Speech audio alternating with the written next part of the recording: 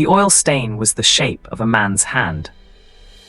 Michael Harrington crouched in the attic dust of his childhood home, staring at the dark print on canvas, decades old, pressed deep into the RAF kit bag like a fossil. His father had been dead 3 years. The house sale was tomorrow. And this bag, shoved behind a rusted water tank and a stack of picture post magazines from 1943, had waited all this time to be found. It was a relic from a world Michael never knew, a world his father, Arthur, had kept locked behind a stiff upper lip for 80 years. He pulled the drawstring. The smell hit him first, a heavy, cloying mixture of old leather, machine oil, stale wool, and something sharper. Cordite perhaps, fear certainly. Inside, the artifacts of a forgotten life lay preserved. A battered Irvine flying jacket with fleece yellowed to the color of nicotine, a silk escape map of Western Europe, still crisp in its original creases, and a navigator's pencil worn to a nub. But beneath it all, small enough to fit in a breast pocket, was a book of common prayer, bound in black leather. Michael lifted the small book. The spine cracked with a dry, papery protest. The pages were thin as tissue, and someone, his father, had underlined a single verse in Psalm 23 with a blunt pencil, the graphic pressed so hard it had nearly torn the paper. Yea, though I walk through the valley of the shadow of death, I will fear no evil, for thou art with me.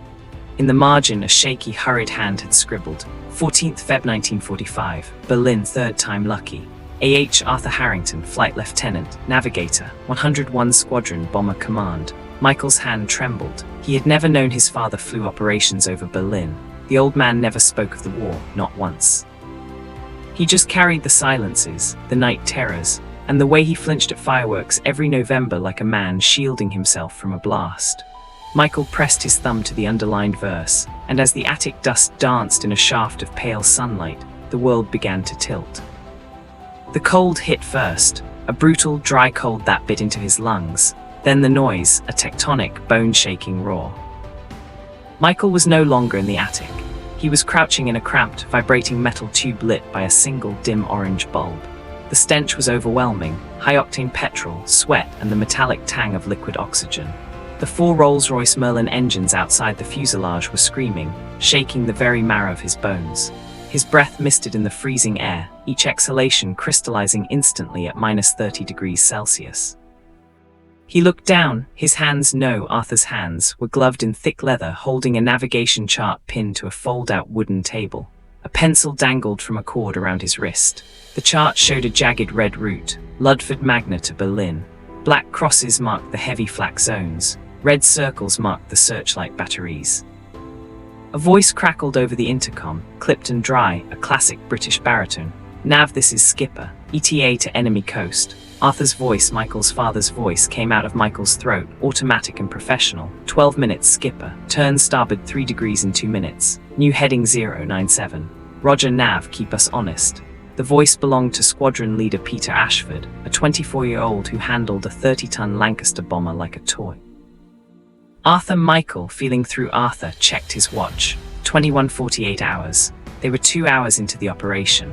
Berlin was still a world away, and below them, the North Sea rolled invisible, black and endless. This was L4 Londonderry, a matte black giant carrying 7 men into the heart of the Reich. Behind Arthur, in the mid-upper turret, Sergeant Danny O'Connor was whistling a tuneless Irish song. Far back, in the freezing isolation of the rear turret, Sergeant Tom Pritchard sat silent, his fingers working a set of rosary beads before gripping the triggers of his Browning .303s. In the Perspex nose, Kit Carson, barely 19, was humming We'll Meet Again as he lay atop 8,000 pounds of high explosives. 7 men, 26 missions completed. This was number 27. Arthur tapped the pencil against the chart. He didn't believe in luck, but he believed in the rhythm of the prayer he'd memorized as a boy in a quiet Yorkshire church. Yea, though I walk through the valley, a sudden thud, the fuselage bucked. Arthur's pencil slipped, dangling wildly on its cord. Flak, Ashford said, his voice dropping an octave into a calm, deadly seriousness. Light stuff, we're crossing the coast. Welcome to Germany, gentlemen. Arthur looked out the small window. Far below, orange bursts bloomed in the darkness like hellish flowers. Tracer fire arced upwards in slow, lazy spirals before accelerating into lethal streaks. Searchlight beams swung across the sky, hunting, probing like the fingers of a giant. Arthur had seen what happened when those beams locked on. He had watched a Halifax disintegrate in seconds, turning into a cloud of burning confetti. Nav, Ashford's voice broke the tension. Confirm heading, the winds are shifting. Arthur glanced at the chart, measured the distance and checked the stopwatch. His hands were steady, but his heart was a drum. Heading confirmed, skipper, 097. Next turn in 16 minutes. Watch the flak at 10 o'clock.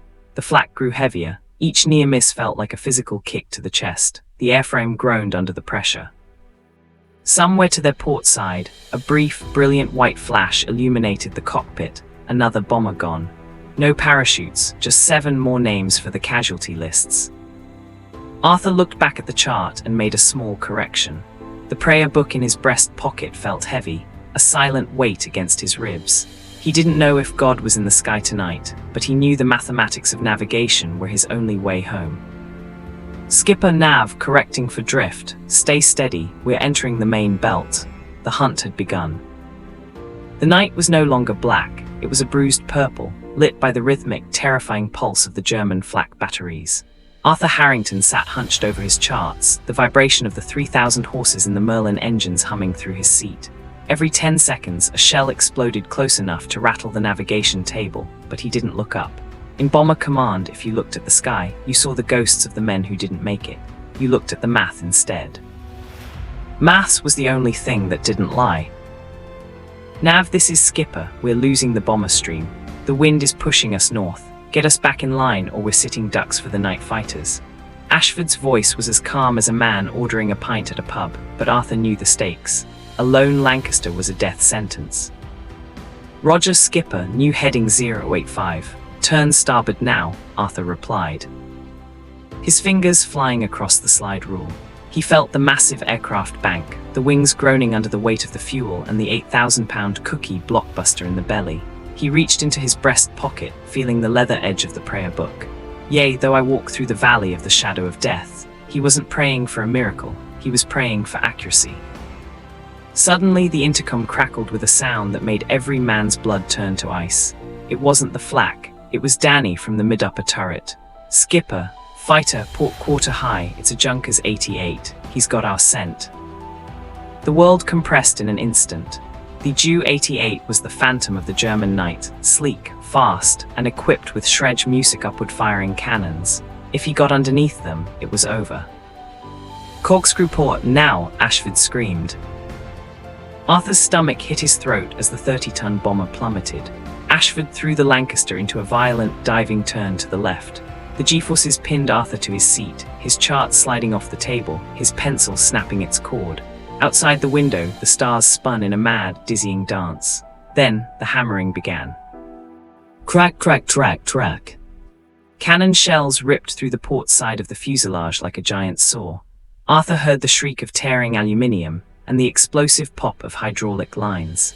Acrid, toxic smoke from burning electrical wires began to fill the cabin.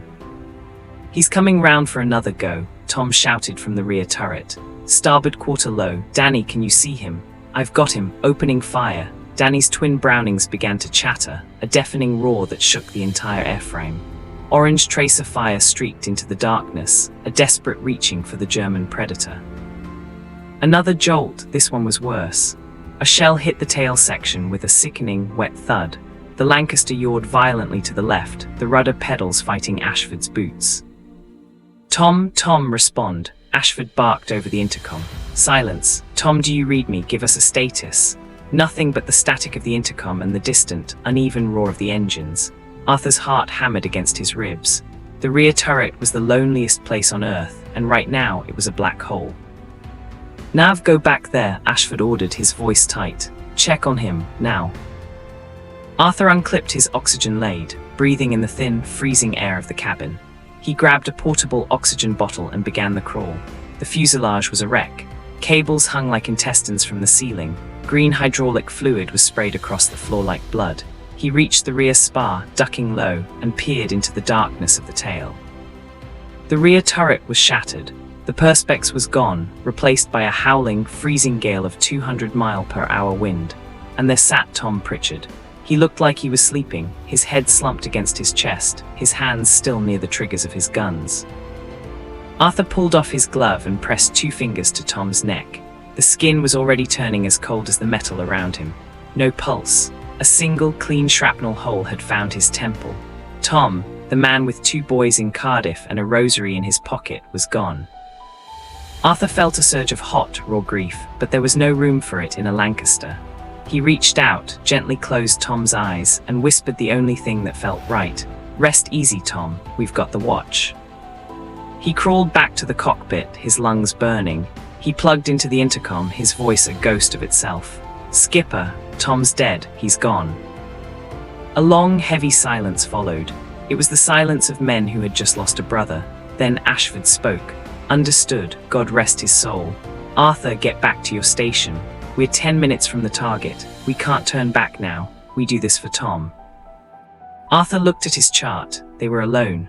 The fighter was gone, but the flak over Berlin was rising to meet them, a wall of orange fire that looked impassable. They were flying a crippled aircraft, with a dead man in the tail and 3 engines running hot, into the most heavily defended city on Earth. "Yea, though I walk through the valley of the shadow of death." Arthur gripped his pencil. The valley was right in front of them. The sky over Berlin was turning into a lake of fire as the first incendiaries hit the ground. "Bomb doors open," Ashford commanded. The Lancaster groaned as the massive doors swung down. The hunt was over, the bombing run had begun, and they were flying straight into the mouth of hell. Berlin was no longer a city, it was a geography of hell. From 18,000 feet, the German capital looked like a jagged wound in the earth, bleeding molten orange and yellow. The Pathfinders had already been there, dropping their green and red target indicators, Ts that hung in the air like malevolent chandeliers. Beneath them, the first wave of incendiaries had turned entire districts into a singular, howling firestorm. Arthur Harrington gripped the edge of his navigation table as L4 Londonderry entered the inner flak belt. The sky was no longer dark. It was illuminated by the constant, flickering strobe of 10,000 explosions. The smell of cordite was so thick now it tasted like copper on the tongue. "Bomb doors open," Ashford's voice came through the intercom, steady as a heartbeat. Arthur felt the massive aircraft stagger as the long bay doors swung down into the slipstream. The drag was immense, slowing them down at the exact moment they needed speed, but there was no turning back. They were committed. To turn now was to break the bomber stream and die alone. "Steady, steady." Kit Carson's voice was a whisper from the nose. He was the master now, his eye pressed to the Mark XIV bomb site, getting 30 tons of metal through a curtain of steel. Directly ahead, a Lancaster caught a direct hit. It didn't burn, it simply ceased to exist. One moment it was a proud silhouette against the fires, the next it was a cloud of expanding debris. No parachutes, just 7 men turned into dust in the blink of an eye. Left, steady," Kit continued, oblivious to the carnage. "Hold her there, skipper." The flak was so thick now that shrapnel was drumming against the fuselage like heavy rain on a tin roof. A jagged piece of steel tore through the floorboards inches from Arthur's boot, smelling of heat and high explosives. He didn't flinch. He just reached into his pocket and touched the worn leather of the prayer book. "BOMBS gone." The Lancaster lurched upward, suddenly 8,000 pounds lighter. The cookie, blockbuster, and the canisters of incendiaries were screaming toward the inferno below. Arthur didn't watch them fall. He didn't want to see the fire he was helping to feed. "Bomb doors closed. Let's get out of here," Ashford barked. He banked the aircraft hard to port, diving away from the target to pick up airspeed. But the Reich wasn't finished with them yet. They were just clearing the suburbs of Berlin when the world turned white. A massive explosion rocked the starboard side. It wasn't a near miss, it was a hit. Number 3 engine, the one that had been running hot all night, didn't just fail, it disintegrated. Fire number 3, shutting down fuel, activating extinguishers. Ron Hayes, the flight engineer, was screaming over the roar. Arthur looked out his small window and felt the cold hand of death touch his shoulder. A ball of orange flame was streaming back from the engine nacelle, licking hungrily at the wing skin. The extinguishers did nothing. The slipstream was only fanning the flames. "Extinguisher spent. It's not going out, skipper. The wing is melting." The Lancaster began to lose altitude. the airframe vibrating with a terrifying, high-pitched scream. The aluminium skin of the wing was glowing cherry red, beginning to blister and peel. If the fire reached the fuel tanks in the wing root, they would become a fireball in less than 30 seconds. "Dive, skipper, blow it out," Danny shouted from the mid-upper. Ashford pushed the nose down. The Lancaster plummeted in a vertical dive, the airspeed needle spinning toward the red line. 300 knots, 350. The rivets were popping like gunshots. Arthur's charts were whipped into the back of the cabin by the howling wind from the shrapnel holes. In that moment of absolute terror, Arthur didn't scream. He pulled the Book of Common Prayer from his pocket. He didn't open it, he didn't need to. He closed his eyes and let the words become his rhythm, a silent counterbeat to the screaming Merlins. "Yea, though I walk through the valley of the shadow of death, I will fear no evil." He whispered it into his oxygen mask. "For thou art with me, thy rod and thy staff, they comfort me." "It's not working," Ron cried out. "The fire's spreading to the fuselage. We have to bail. Skipper, give the order." Ashford's voice came through, strained, fighting the controls with every ounce of his strength. "I'm not leaving Tom, and I'm not leaving this kite. Brace yourselves." The fire was now a roaring furnace just feet from Arthur's station. He could feel the heat through the metal. He could smell the burning paint. He knew they were seconds from vaporizing. He held the book tighter. "Thou preparest a table before me in the presence of mine enemies." Suddenly, a shriek of tortured metal drowned out the engines. A massive section of the starboard wing skin, the part that was engulfed in flames, simply tore away under the immense pressure of the dive. It whipped back into the darkness like a burning shroud. The fire went with it. The engine was a blackened, smoking ruin, but the flames were gone. The Lancaster leveled out at 12,000 feet, staggering through the air like a wounded bird, but still flying. "Two engines," Ron gasped, his voice shaking. "We're on two engines, port outer and starboard inner. That's all we've got left." Arthur opened his eyes. He looked at the prayer book in his hand. The gilt cross seemed to catch the dim light of the cabin. "Nav," Ashford's voice was a rasping shadow of itself. "Can we make it? Give me the truth." Arthur looked at his empty table. His charts were gone. His tools were scattered. He had to navigate by memory, by the stars, and by the grace of God. 600 miles to the coast, skipper," Arthur replied, his voice regaining its professional steel. "If the winds hold, and if those two engines don't quit, we might just see the dawn."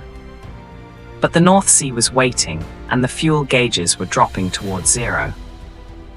The North Sea in February was not a body of water, it was a hungry, grey void. L4 Londonderry limped through the pre-dawn mist, her two remaining Merlin engines coughing and spitting as they sucked the last dregs of fuel from the lines. Arthur Harrington stood behind the pilot's seat, his hands resting on the cold metal of the fuselage. He didn't need his charts anymore. He could feel the proximity of home in the dampness of the air.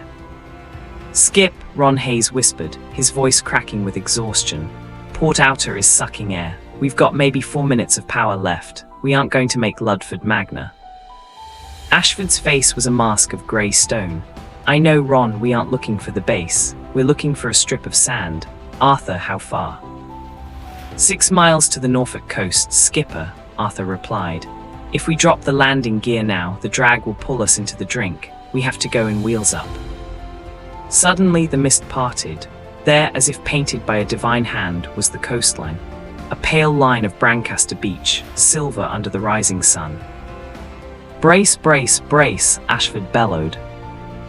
The engines died. The silence that followed was more terrifying than the roar.